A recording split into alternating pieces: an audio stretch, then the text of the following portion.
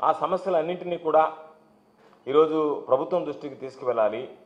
ప్రభుత్వం దృష్టికి తీసుకువెళ్ళాలనేటువంటి ఆలోచనతో ఈ నెల సెప్టెంబర్ 9వ తేదీ ఈ రాష్ట్ర వ్యాప్తంగా ప్రతి ఆర్డీఓ కార్యాలయం దగ్గరకు వెళ్ళి అనేక సమస్యలు రైతులు ఎదుర్కొంటున్నటువంటి యూరియా దగ్గర నుంచి, గిట్టుబాటు ధరల దగ్గర నుంచి, అదేవిధంగా అకాల వర్షాలు పడి పంట నష్టం కానీ, వర్షాభావంతో పంట నష్టాలు కానీ, వాళ్ళకి సంబంధించినటువంటి నష్టపరిహారం కానీ, అర్హులైనటువంటి వాళ్ళకి అన్నదాత సుఖీభవ ఇవ్వకుండా పోవడం కానీ, వీటన్నిటి మీద నిరసన వ్యక్తం చేసి వెంటనే ప్రభుత్వ దృష్టికి తీసుకువెళ్ళడానికి ప్రతి ఆర్డీఓ కార్యాలయం ముందు నిరసన కార్యక్రమాన్ని నిర్వహించి ఆర్డీఓలకు వినతి పత్రం ఇవ్వాలి ఈ నెల 9వ తేదీ అని చెప్పి వైఎస్ఆర్ కాంగ్రెస్ పార్టీ ఈరోజు దానికి సంబంధించి ఒక నిర్ణయం తీసుకోవడం జరిగింది. ఈ నిర్ణయం ఎప్పుడైతే ప్రకటించామో, మేము ఏ విధంగా అయితే రాష్ట్రంలో ప్రజలకు సంబంధించి, రైతులకు సంబంధించి, రైతుల ఇబ్బందులకు సంబంధించి నిరసన చేయాలి, పోరాటాలు చేయాలనేటువంటి నిర్ణయం తీసుకున్న వెంటనే చంద్రబాబు నాయుడులో హడావిడి మొదలైంది. మామూలుగా చంద్రబాబు నాయుడు ప్రాధాన్యత ఏంటంటే ప్రజలకు అవసరమైనటువంటి పనులు గుర్తించి చేయడం కాదు. ప్రతిపక్షం ఏదైనా సరే గళం విప్పితే వెంటనే దాన్ని అణగదొక్కడానికి చేసేటువంటి ప్రయత్నమే చంద్రబాబు నాయుడికి ప్రాధాన్యత. అందులో భాగంగా ఈరోజు చంద్రబాబు నాయుడు నిన్న సోమవారం రోజు, మొన్నటి రోజు కొంతమంది వెళ్ళి మేము గ్రీవెన్స్ డేలో అర్జీలు ఇచ్చుకుంటాం, మాకు యూరియాకు సంబంధించినటువంటి సమస్యలు ఉన్నాయంటే రైతులను ఎక్కడికక్కడ అరెస్ట్ చేయడం జరిగింది, నిలువరించడం జరిగింది, నిరోధించడం జరిగింది, అడ్డగించడం జరిగింది. ఇప్పుడు లేనిటువంటి పరిస్థితి. దానితో పాటు ఈరోజు మనం 9వ తేదీ అని చెప్పాం కాబట్టి ఒక కార్యక్రమం ఏర్పాటు చేసి ఆయన 30 ఏళ్లు పూర్తి చేసుకున్నట్టుగా సంబరాలు జరుపుకున్నాడు. ఎన్టీ రామారావు గారికి వెన్నుపోటు పొడిచి 30 ఏళ్లు పూర్తి చేసుకున్నట్టుగా సంబరాలు చేసుకున్నాడు. అది దానికి సంబంధించి ప్రజలు ఏమనుకుంటున్నారనేటువంటిది ఆ పార్టీలో ఉన్నటువంటి శ్రేణులందరూ కూడా ఆలోచన చేయాల్సినటువంటి పరిస్థితి. అయితే అందరూ కార్యకర్తలు, నాయకులు వెళ్ళి ఆయన్ని 30 ఏళ్లు పూర్తి చేసుకున్నారని చెప్పి ఘనంగా సన్మానించడం, ఆయనకు అభినందనలు తెలియజేయడం జరిగింది. అందులో భాగంగా ఈరోజు డైరెక్టర్ జనరల్ ఆఫ్ పోలీస్ కూడా సాధారణ తెలుగుదేశం పార్టీ నాయకులు, కార్యకర్తలాగానే ఆయన కూడా ఒక పుష్పగుచ్చం తీసుకువెళ్ళి చంద్రబాబు నాయుడు గారికి ఇవ్వడం జరిగింది. దానిని ఆయన కోసం వచ్చినటువంటి అధికారులు, ఆయన కోసం వచ్చినటువంటి ప్రజాప్రతినిధులు వాళ్ళ దగ్గర ఒక కలరింగ్ ఇవ్వడానికి ఆయన డీజీపీని దగ్గర పెట్టుకుని ఏదో బ్లాక్ మార్కెట్లో పోయేటువంటి యూరియానంతా అడ్డుకట్ట వేయాలని, దానికోసం చర్యలు తీసుకోవాలని దాని మీద ఒక ప్రకటన విడుదల చేయడం జరిగింది. అంటే చంద్రబాబు నాయుడు ఏది చేసినా సరే ప్రకటనలకు పరిమితం కావడం తప్ప రైతు ప్రయోజనాలను ఆశించి కానీ, రైతు ప్రయోజనాల గురించి ఆలోచన చేసేటువంటి పరిస్థితిలో లేకపోవడం, యూరియాకి సంబంధించి అనేక రకాలైనటువంటి ఇబ్బందులు పడుతుంటే దాని గురించి మాట్లాడకపోవడం, దాదాపుగా 3 నెలలుగా కుంభకర్ణుడి పాత్ర పోషిస్తున్నటువంటి ఈ రాష్ట్ర వ్యవసాయ శాఖ మంత్రి అచ్చెన్న నిన్నటి రోజు బయటకు వచ్చి హడావిడిగా ఒక ప్రెస్ మీట్ పెట్టాడు. దాంతోపాటు ఆయన ఒక ప్రెస్ నోట్ కూడా విడుదల చేయడం జరిగింది. అయితే ఈరోజు ప్రతి వాస్తవిక అంశం మీద, ఈ రాష్ట్రంలో జరిగేటువంటి పరిణామాల మీద ప్రజలు కానీ, అనేక వర్గాలకు సంబంధించినటువంటి రైతులు కానీ నష్టపోతున్నటువంటి విధానాల మీద ఈరోజు ఏ రోజు వైఎస్ఆర్సీపీ పోరాటం చేయడానికి ప్రయత్నించినా, ప్రతిపక్షం గొంతు గళమిప్పడానికి ప్రయత్నం చేసినా దాన్ని డైవర్ట్ చేయడానికి ఏదో ఒక సిల్లీ గేమ్ అనేటువంటిది చంద్రబాబు నాయుడుకి అలవాటైపోయింది. అందులో భాగంగా ఈరోజు ఏ రోజైతే మేము దీనికి సంబంధించి ఆర్టీఓల కార్యాలయాల దగ్గరికి వెళ్ళి 9వ తేదీ, ఈ నెల 9వ తేదీ నిరసన తెలియజేయాలనుకున్నామో దానికి సంబంధించినటువంటి దానిలో ఈరోజు హడావిడిగా ఒక పత్రికా విలేకరుల సమావేశం ఏర్పాటు చేసి ఆయన అచ్చెన్నాయుడిని మాట్లాడమన్నాం. ఆయన మాట్లాడడం, దాంతోపాటు ఈరోజు యూరియా అంత వచ్చింది ఇంత వచ్చింది అని చెప్పి ఆయన ఒక ప్రకటన విడుదల చేశాడు. మేము అడిగేది, ఇంత పెద్ద ఎత్తున యూరియా వస్తుంటే రాష్ట్రంలో మీ ప్రభుత్వం ఉంది, కేంద్రంలో కూటమి పాలన ఈరోజు ఎన్డీఏలో భాగస్వాములుగా ఉన్నారు కాబట్టి మీరు తెచ్చేటువంటిది రైతులకు అందడం లేదంటే ఇది ఎక్కడికి పోతుంది అనేటువంటిది రైతులు ఈరోజు మిమ్మల్ని ప్రశ్నిస్తున్నారు. దానికి సమాధానం చెప్పాల్సినటువంటి బాధ్యత ప్రభుత్వాధినేతగా ఉన్నటువంటి చంద్రబాబు నాయుడు మీద ఉంది అనేటువంటిది ఈ సందర్భంగా నేను తెలియజేస్తాను. ఈరోజు రైతులు ఇంత సంక్షోభంలో ఉంటే, ఇన్ని రకాలైనటువంటి ఇబ్బందులు పడుతుంటే అచ్చెన్నాయుడు ఏం మాట్లాడతాడు అని అంటే చాలా క్యాజువల్గా ఏమన్నాడంటే, ఆయన ఇప్పుడు మనం ఎవరన్నా ఇంటికి వెళితే బఫేలో ప్లేట్లు తీసుకుంటే క్యూలో కదా వెళ్ళి తింటాము, నేరుగా పోయి తింటామా, కాబట్టి రైతులు క్యూలో నిలబడితే తప్పేంటి అని చెప్పి సెలవు ఇచ్చాడు. ఆయన ఒక్కసారి ఆయన క్లిప్పింగ్ ఏనైనా ఇది కావాలని కొన్ని దగ్గర ఇది రాజకీయం చేయడానికి ప్రయత్నించారు. సాక్షికారులతో తెల్లవారి లైన్లో ఉన్నారు. ఏమండి, మనం ఒక ఇంటికి భోజనాలు పెడితే భోజనం పెడతారు, బఫే భోజనం పెట్టేటప్పుడు అందరూ ఒకసారి ఇస్తే భోజనం ఎవరికైనా దొరుకుతుంది, లైన్లో తీసుకుంటారు.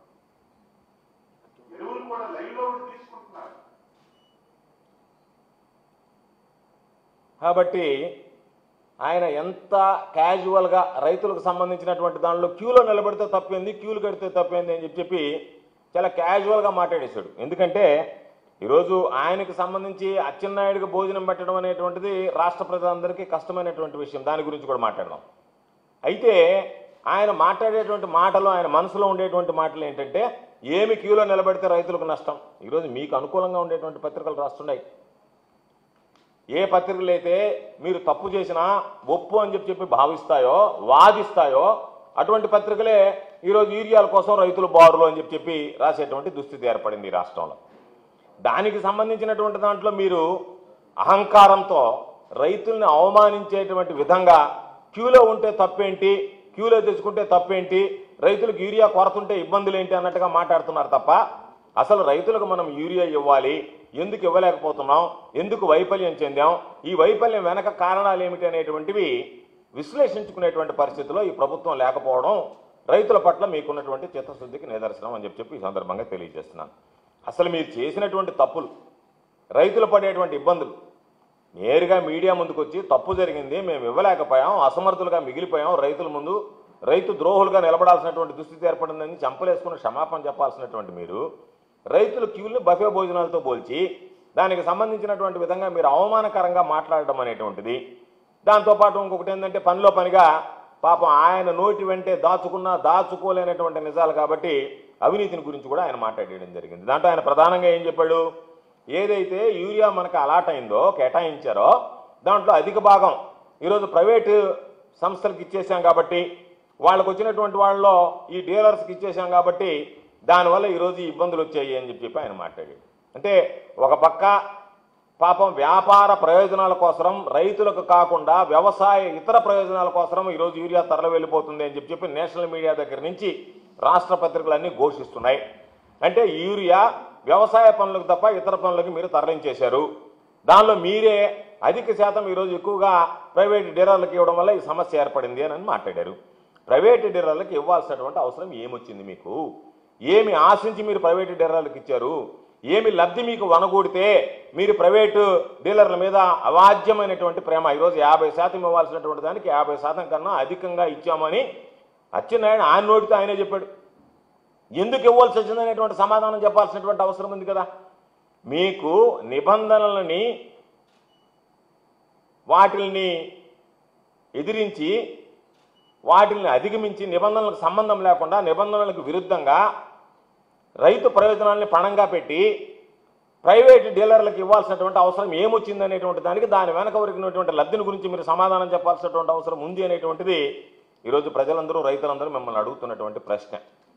ఈరోజు మీరు ఒకసారి చూడండి, ప్రభుత్వ ఆధీనంలో మార్కెట్ ఉంటుంది, మార్కెట్ ద్వారా మీరు ఇస్తే దాన్ని తీసుకెళ్ళి ప్రైమరీ అగ్రికల్చర్ కోఆపరేటివ్ సొసైటీస్ ద్వారానో, గతంలో మా ముఖ్యమంత్రిగా జగన్మోహన్ రెడ్డి గారు ఉన్నప్పుడు రైతుల ముంగిటికి నేరుగా రైతు భరోసా కేంద్రాల ద్వారా రైతులకు సంబంధించి బయటకు కూడా రావాల్సినటువంటి, ఊరు దాటి బయటకు రావాల్సినటువంటి అవసరం లేకుండా రైతు భరోసా కేంద్రాల ద్వారానే ఈరోజు రైతులకు అవసరమైనటువంటి యూరియాతో పాటు ఇతర ఎరువులు కూడా అందించడం జరిగింది.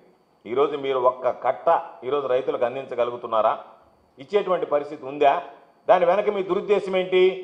రైతులకు ఇస్తే మనకేమొస్తుంది, ప్రైవేట్ డీలర్లకు ఇస్తే వాళ్ళు బ్లాక్ మార్కెట్లో అమ్ముకుంటే మనకేదో కొంత ముఠ చెప్తారనేటువంటి ఒక దుర్మార్గమైనటువంటి ఆలోచనతో చేసేటువంటి ప్రయత్నం తప్ప, ఈరోజు ప్రైవేటు వ్యక్తులు కేటాయించి ఆ ప్రైవేటు దుకాణాల ద్వారా వాళ్ళు బ్లాక్ మార్కెటింగ్ చేసుకుంటుంటే దాన్ని నియంత్రించాల్సినటువంటి మీరు అధికారులు పెట్టుకుని నియంత్రించకుండా చోద్యం చూస్తుంటే పాపం రైతులు ఒక పక్క అధిక ధరలకు కొనుక్కోవడం, ఒక పక్క క్యూలో నిలబడి ఇబ్బందులు పడడం, వాళ్ళ ఆరోగ్యం దెబ్బతినడం, కొంతమంది అస్వస్థతకు గురి కావడం, ఇవన్నీ ఏమీ పట్టనట్టుగా చాలా క్యాజువల్గా మేము ఇచ్చేసాం జరిగిపోయిందని చెప్పి మార్కెట్కి ఇవ్వాల్సినటువంటి 50% ఇవ్వకుండా ఈరోజు మీరు గ్రామాల్లో ఉన్నటువంటి మీ రైతు సేవా కేంద్రాలను మీరు పేరు మార్చుకున్నటువంటి రైతు భరోసా కేంద్రాలకు మీరు పేరు మార్చుకున్నటువంటి రైతు సేవా కేంద్రాల ద్వారా ఇవ్వకుండా ఉండడంలో ఆంతర్యం ఏమిటి అనేటువంటిది ఈరోజు మీరు చెప్పాల్సినటువంటి అవసరం ఉంది. కాబట్టి ప్రైవేట్కి అధికంగా ఇచ్చారు, దానికి బాధ్యత చంద్రబాబు నాయుడు గారు వహిస్తాడా? చంద్రబాబు నాయుడుకు సంబంధం లేకుండా వ్యవసాయ శాఖ మంత్రే ఇటువంటి నిర్ణయం తీసుకున్నాడు అనేటువంటి దానికి ఈరోజు ఖచ్చితంగా సమాధానం చెప్పాల్సినటువంటి పని ఉంది. ఎందుకంటే 267.5 రూపాయలు అంటే 270 రూపాయలకు రావాల్సినటువంటి యూరియా బస్తా ఈరోజు 450 రూపాయలు, 600 రూపాయలు. ఈరోజు నెల్లూరుకు సంబంధించినటువంటి దానిలో కూడా ఉదయగిరి మండలంలో నిన్న ఉదయగిరి నియోజకవర్గంలో వాళ్ళు ధర్నా చేయడం జరిగింది. కాబట్టి ప్రతిరోజు పాపం రైతులు అయ్యా మేము ఎక్కువ పెట్టి కొనాలన్నా దొరకనటువంటి పరిస్థితులు ఉన్నాయని చెప్పి కొంతమంది వాపోతున్నారు. దాదాపుగా 450 నుంచి గరిష్టంగా 600 రూపాయల వరకు, అంటే రెట్టింపు ధరకి ఈరోజు యూరియా అమ్ముతున్నా ఈ ప్రభుత్వం పట్టించుకోకుండా ఉండేటువంటి పరిస్థితి ఏర్పడింది. దాదాపుగా మీకు ఎంత ఉంది? రైతుల్ని పీల్చి పిప్పు చేస్తున్నారు. ప్రతి సంవత్సరం 6 నుంచి 7 లక్షల మెట్రిక్ టన్నుల అవసరం ఉంటే దానికి సంబంధించి మీరు ఒక్కొక్క బస్తాకు సంబంధించి మేము అధికంగా 4-5 లక్షల టన్నులు ఈరోజు మేము ప్రైవేటు వ్యాపారస్తులకు ఇచ్చేసాం, వాళ్ళు అమ్ముకున్నారు అంటే బస్తా మీద వాళ్ళు ఒక 200 నుంచి 300 అధికంగా వేసుకుంటుంటే ఇది అతిపెద్ద భారీ స్కామ్. దాదాపుగా 200 కోట్ల పైచిలకు ఈరోజు చేతులు మారినటువంటి పరిస్థితి. 200 నుంచి 300 కోట్ల రూపాయలు రైతుల జేబులకు చిల్లు పడినటువంటి పరిస్థితి. పాపం రైతులు అయ్యో అనేటువంటి ఒక పక్క గిట్టుబాటు ధర లేక వ్యవసాయం సంబంధించి ఏమి చేయాలనేటువంటిది పాలు పోనటువంటి పరిస్థితుల్లో మీరు యూరియా విషయంలో ఇంత నిర్దయగా దయ లేకుండా కక్ష సాధింపులాగా రైతుల మీద మేము కక్ష పెంచుకున్నాం, వ్యవసాయం అంటే మాకు గిట్టదు, రైతులంటే మాకు పడదు, కాబట్టి మేము రైతు వ్యతిరేక ప్రభుత్వం అనేటువంటి విధంగా ఈరోజు మీరు రైతుల మీద పాపం కక్ష సాధింపులకు పాల్పడినట్టుగా ఉంది, రైతులను అడ్డం పెట్టి దోచుకున్నట్టుగా ఉంది తప్ప ఈ ప్రభుత్వం రైతు ప్రయోజనాల గురించి పట్టించుకునేటువంటి పరిస్థితి కనిపించడం లేదు. ఇది దురదృష్టకరమైనటువంటి విషయం. అందుకనే ఇది మొత్తం ఏదైతే 200 నుంచి 300 కోట్లు ఉన్నాయో దీన్ని మేసేసినటువంటి వ్యక్తి ఎవరు అనేటువంటి దాన్ని ఈరోజు ప్రధానంగా గుర్తించాల్సినటువంటి అవసరం ఉంది. ఇప్పటికే రైతులు ఆ విషయం గమనించారు.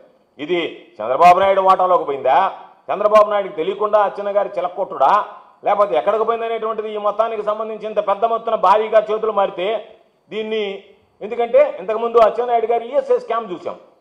ఆయన దాంట్లో స్కామ్కి పాల్పడి నేరుగా జైలుకి వెళితే ఆ తర్వాత నాకు ఆరోగ్యం బాగలేదని చెప్పి తనకు సంబంధించినటువంటి ఆసుపత్రుల్లో సేద తీరాడు. అటువంటి వ్యక్తి ఈరోజు మరలా ఆగ్రోస్ జీఎంకి సంబంధించి మనం ఈ మధ్య చూసాం.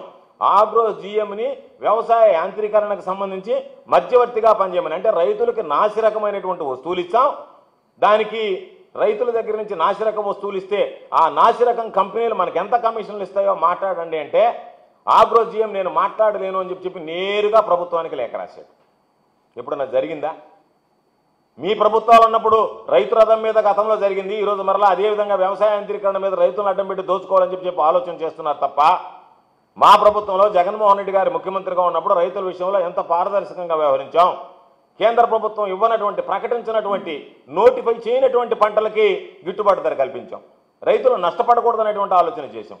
ఈరోజు మీరు రైతులు గిట్టుబాటు ధర ఇస్తే నెల్లూరు జిల్లా లాంటి ఈరోజు వరి కోతలు ప్రారంభమై పాపం ధాన్యం వస్తుంటే 19,770 రూపాయలు అమ్మాల్సినటువంటిది 15,000 రూపాయలు, 14,000 రూపాయలకి ఈరోజు రైతుల దగ్గర దళారులు దోచుకుంటుంటే అధికారులు అడిగితే ఇంతవరకు మాకు కనీసం ప్యాడీ పర్చేసింగ్ సెంటర్స్కి అనుమతులు రాలేదు అని చెప్పి అధికారులు చెప్తుంటే మీరు ఎప్పుడు ఇస్తారు? చివరిలో ఈరోజు ఏదైతే పొగాకుకు సంబంధించి మొత్తం రైతుల పాపం గుల్ల బారిపోయిన తర్వాత చివరిలో నేను కొంటానని చెప్పి మొండి చేసి చూపించినట్టుగా రైతుల ధాన్యం అంతా అమ్ముకున్న తర్వాత ప్రభుత్వం రంగప్రవేశం చేసేటువంటి పరిస్థితి ఏర్పడింది. కాబట్టి ఈరోజు మీరు ప్రైవేట్కి ఇచ్చినందువల్ల, మార్కెట్కి కేటాయించకపోయినందువల్ల ఈరోజు ఈ సమస్య వచ్చింది. ఏం ఆర్బీకేలు ఉన్నాయి, మీరు మాట్లాడేటువంటి రైతు సేవా కేంద్రాలు, జగన్మోహన్ రెడ్డి గారు అపాయింట్ చేసినటువంటి విలేజ్ అగ్రికల్చర్ అసిస్టెంట్లు ఉన్నారు, వాళ్ళ సహాయంతో నేరుగా మీకు ఇస్తే ఈరోజు మా ప్రభుత్వంలో ఇచ్చాం 30 నుంచి 50 రూపాయలు బస్తాకు మిగిలింది.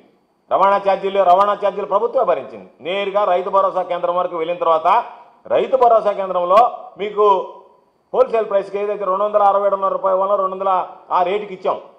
ఆ రోజు ఆ విధంగా ఉన్నది. రైతులకు సంబంధించినటువంటి దాంట్లో దూర ప్రాంతాల నుంచి తెచ్చుకుంటున్నటువంటి వాళ్ళకి 50 రూపాయలు కూడా బస్తాకు మిగిలినటువంటి సందర్భాలు ఉన్నాయి. కాబట్టి చంద్రబాబు నాయుడు గారు పూర్తిగా రైతులకు సంబంధించినటువంటి ఎరువులు అందించడంలో, యూరియా అందించడంలో విఫలమయ్యాడు. ఇవన్నీ మొత్తం బ్లాక్ మార్కెట్లోకి తరలి వెళ్ళిపోయాయి. కాబట్టి ఇటువంటి నేపథ్యంలో ఈరోజు ఎరువులు దొరకక రైతుల పంట పాడవుతున్నా సరే ప్రభుత్వం పట్టించుకునేటువంటి పరిస్థితిలో లేదు అంటే ఇది చంద్రబాబు పరిపాలనలో జరిగినటువంటి ఘోర వైఫల్యం కాదా? చంద్రబాబు రైతులకు సమాధానం చెప్పాల్సినటువంటి అవసరం లేదా? కాబట్టి ఒక పారదర్శకమైనటువంటి వ్యవస్థ జగన్మోహన్ రెడ్డి గారు ఏర్పాటు చేస్తే ఈరోజు విలేజ్ అగ్రికల్చర్ అసిస్టెంట్లు దానికి సంబంధించి సమర్థవంతంగా విధులు నిర్వహించడానికి సిద్ధంగా ఉంటే వాళ్ళని పక్కన పెట్టి, మార్కెట్ను పక్కన పెట్టి, అగ్రికల్చర్ కోఆపరేటివ్ సొసైటీస్ పక్కన పెట్టి ప్రైవేటు వ్యక్తులకు మీరు అప్పచెప్పడంలో మీకు ఎటువంటి ఆమ్యామ్యాలు మీకు చేతికి వస్తే మీరు స్వీకరించి వాళ్ళకు కొమ్ము కాచారు, రైతులని ఈరోజు నడ్డి విరిచారనేటువంటి దానికి సమాధానం చెప్పాల్సినటువంటి అవసరం ఉంది. కాబట్టి ఏ రోజైనా ఒకటే గుర్తుపెట్టుకోండి, రైతు రోడ్డు మీదకి రావడం అంటే ఆ రాష్ట్రం యొక్క భవిష్యత్తు కూలిపోవడమే. రైతు కంటతడి పెట్టడం అంటే ఆ రాష్ట్రం అనర్థదాయకం అనేటువంటి దాన్ని మనందరం గమనించాల్సినటువంటి పరిస్థితి ఉంది. అన్నదాత అనేటువంటి వాడు కంటికి కడివడి ఏర్చేటువంటి పరిస్థితులు ఏర్పడ్డాయి. కాబట్టి వాటన్నిటిని, ఈ వైఫల్యాలన్నీ కూడా ప్రజల ముందు ఉంచడం, ప్రజల కోసం పోరాడడం ప్రధాన ప్రతిపక్షంగా మా బాధ్యతగా భావిస్తున్నాం. కాబట్టి ఈరోజు మా రాష్ట్ర ముఖ్యమంత్రి జగన్మోహన్ రెడ్డి గారి పిలుపు మేరకు అనేక రకాలైనటువంటి కార్యక్రమాలు ఈరోజు రైతులకు సంబంధించి జగన్మోహన్ రెడ్డి గారి హయాంలో వాటిని అన్నిటిని కూడా ప్రకటించాం, అమలు చేశాం.